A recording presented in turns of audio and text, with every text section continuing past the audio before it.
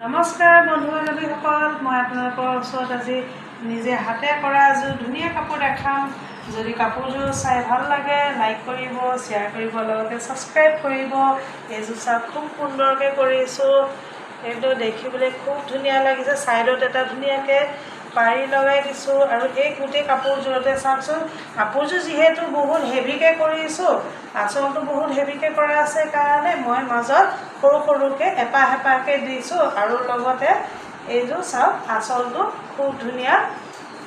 এইযোৰ চাওক, মই নিজে কৰা খুব ধুনীয়া এযোৰ চাদৰ। আৰু ইয়াৰ লগতে মেখেলাখন চাওক, এইখন মেখেলা এয়া খুব ধুনীয়াকৈ দিছোঁ। মাজত এনেকৈ দিছোঁ, কিন্তু ওপৰত দিয়া নাইকিয়া, একদম আঁঠুৰ ওপৰলৈকে ধুনীয়া ফুল আছে। এইযোৰ চাওক, যদি আপোনালোকৰ ভাল লাগে চেনেলটো ছাবস্ক্ৰাইব কৰি দিব, লগতে শ্বেয়াৰ কৰি দিব।